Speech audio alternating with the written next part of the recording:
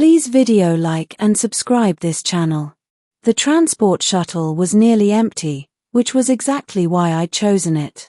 Mid-cycle departures from Station Halcyon were notorious for delays, recycled air, and awkward silence, but they were cheap, quiet, and anonymous. After 12 hours of cargo inspections and incident reports, anonymity was all I wanted. I dropped into the last row, window side, and set my bag at my feet. The stars beyond the viewport smeared into pale streaks as the shuttle disengaged from the dock. No announcements. No ceremony. Just the low hum of engines and the soft flicker of cabin lights. That's when she walked in. At first glance, she looked like any other off-world traveler, slim build, neutral-toned cloak, hair pulled back simply. But something about her posture made people unconsciously straighten when she passed. Not fear. Not awe. Recognition. She scanned the cabin, her gaze calm and deliberate. Then, of all the seats available, she chose the one beside me. The empty seat beside me. I felt it before I understood it. A subtle pressure in the air, like gravity leaning closer. She sat, smoothing her cloak, and stared straight ahead. "Ah," I said, because silence suddenly felt rude. "Hi." She turned her head slowly. Her eyes were dark, reflective, like polished obsidian catching starlight. "Hello," she replied. Her accent was soft, carefully modulated. Too careful. I nodded and looked back out the window, telling myself not to stare, not to ask questions, not to be that guy. Off-world etiquette 101, mind your own business. Except. There was a faint metallic glimmer at her temple. Just for a second. Like a reflection that shouldn't exist. I frowned slightly. She noticed. "You saw nothing," she said gently. My mouth opened. Closed. Okay. A beat passed. Then she smiled. Not royal. Not commanding. Just tired. "Thank you," she added. That was how it started. Her name, she told me after a few minutes, was Lysa. Just Lysa. She said she was traveling for personal reasons. I said I was a logistics officer with no interesting stories. Both statements were technically true. The shuttle slipped into the quiet rhythm of long-distance transit. Passengers dozed. Lights dimmed. Somewhere up front, someone snored softly. Lysa folded her hands in her lap. "You chose the back," she observed. "People who want to be unseen often do. Or people who like legroom," I replied.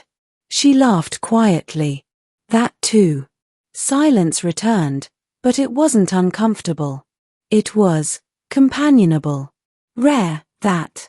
After a while, she asked, "Do humans often travel alone?" "Most of us," I said.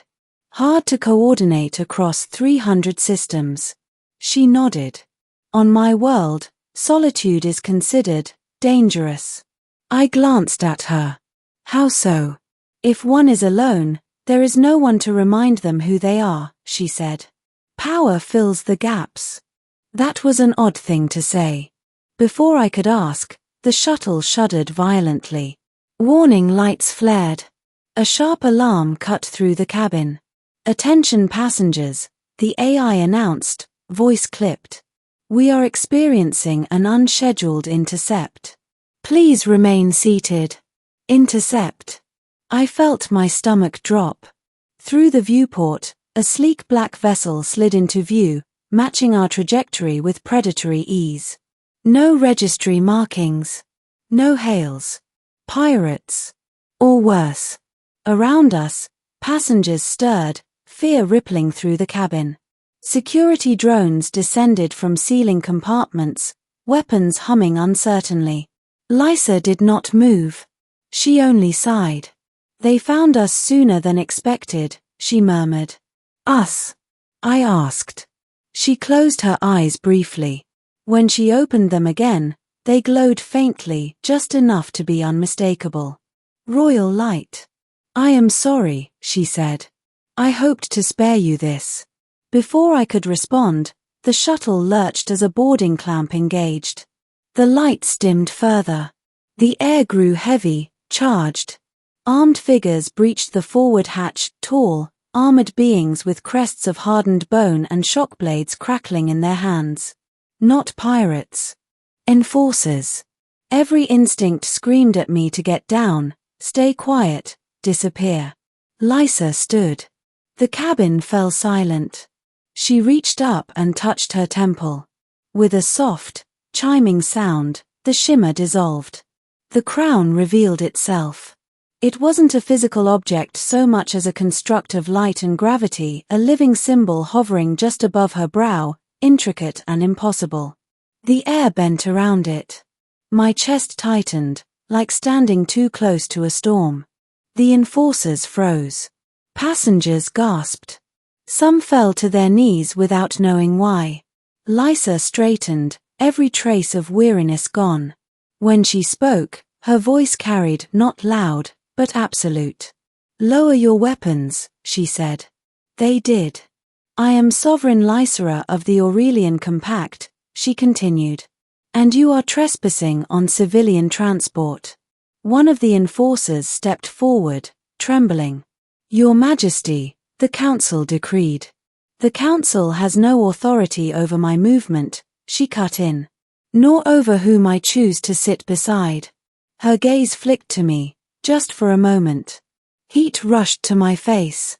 Half the cabin stared. The enforcer swallowed. "You left without escort. Without ceremony. The throne is empty by my design," she said. "Stand down. Leave. Now." There was a long, terrible pause. Then the enforcers backed away. The boarding clamp disengaged. The black vessel retreated into the stars like a shadow slinking from light. The shuttle lights slowly brightened. No one spoke. Lysa turned to me and sat back down, the crown dimming, folding into nothing. Just like that, she was Lysa again. She let out a breath. "I apologize for the disruption." I stared at her. "You're a queen." "Yes." "And you chose to sit next to me." "Yes." My laugh came out shaky. That's a terrible security plan." She smiled faintly. "That was the point. We talked after that. Really talked." She told me about the Compact, a vast alliance of systems ruled by hereditary sovereigns bound by ancient protocols. About councils and expectations and a throne that had felt heavy since the day it settled onto her shoulders. "I wanted to know who I was without it," she said quietly. "Even for a few hours." "So you hid your crown," I said. "And chose an empty seat," she replied. I hesitated. "Why me?" She looked at me thoughtfully. "You did not look at me like something to be gained. Or feared. You saw a person. That is rare." I didn't know what to say to that. When the shuttle finally docked at its destination, passengers disembarked slowly, many stealing glances at us. At her. I stood, slinging my bag over my shoulder. "Well," I said awkwardly. "This is me." She stood as well. For a moment, I thought that was it. A strange encounter. A story no one would believe. Then she said, "Walk with me." We moved through the terminal together. No guards. No ceremony. Just two figures among thousands. At the exit, she stopped. "My people will find me again," she said. "They always do." "And then?" I asked. She met my eyes. "Then I will have to choose." "Between what?" "Between the throne," she said softly, "and the life I glimpsed beside you." My heart pounded. "That's not a fair choice." She smiled sadly. "Leadership rarely is." She reached into her cloak and pressed something into my hand. A small, warm crystal, faintly glowing. "A beacon," she said. "If you ever wish to see me again, not the Queen, but Lysa, activate it." I closed my fingers around it. "And if I don't?" Then I will cherish the memory, she replied, of the human who offered me a seat, and nothing more. She turned and walked away, disappearing into the flow of travelers. I stood there for a long time. Weeks passed. Life returned to its routines. Cargo manifests. Inspections. Quiet shuttles. But the crystal remained warm in my pocket. Newsfeeds buzzed with speculation about the Aurelian throne. Rumors of reform. Of absence. Of a sovereign who delayed her return. One night, alone in my quarters, I took out the crystal. I thought of her laughter. Her exhaustion. The way she'd hidden her crown just to feel human, or whatever her equivalent was, for a moment. I activated it. The light flared. And somewhere among the stars, a queen smiled, and chose, once again, the empty seat beside me.